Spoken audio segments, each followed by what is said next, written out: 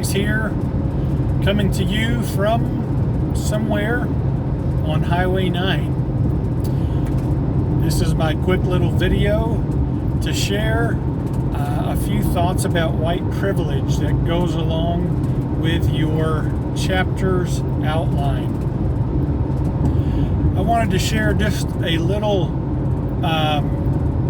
blurb about this concept of white privilege, which we hear a lot today, but I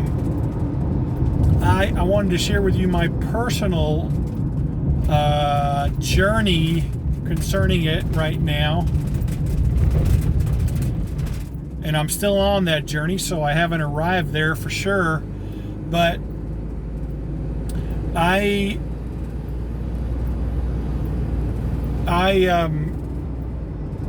resist the notion of white privilege, or I should say, I always resisted that notion of white privilege. Now, I've tried to be more objective and think about it, and really try to understand the basis for it. And as I've done that, I remember I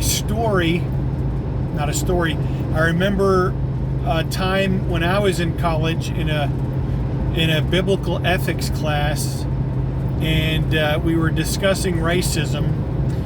And there was one African American student in the class, a woman, and our professor asked her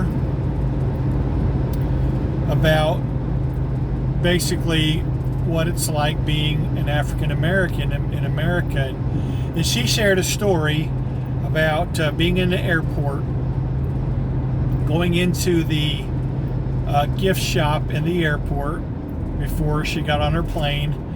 And she said she noticed that the store owner was watching her very carefully. Even if she went around an aisle where he couldn't see her from behind the counter, he moved to a position where he could see her. And she just shared how that made her feel. She felt angry. And so I think of that now. And I understand that as a white male, I probably, if I would have went in to that gift shop on that day, I probably would not have been treated the same way. So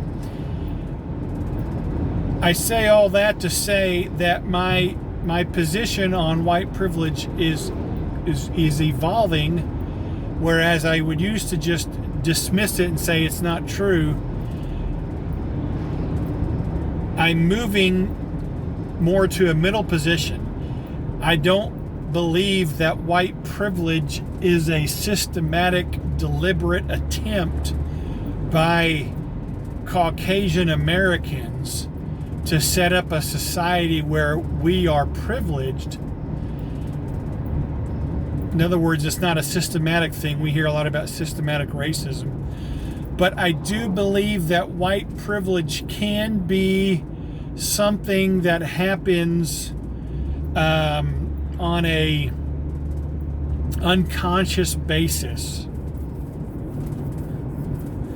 And I do think it would be a fair statement to say that if you're a Caucasian person who's born an American, you probably will experience some privileges that African Americans or other minorities would not experience because of the color of their skin. So I hope that made sense.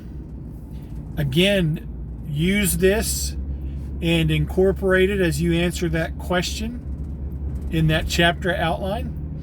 And I hope you have a great day.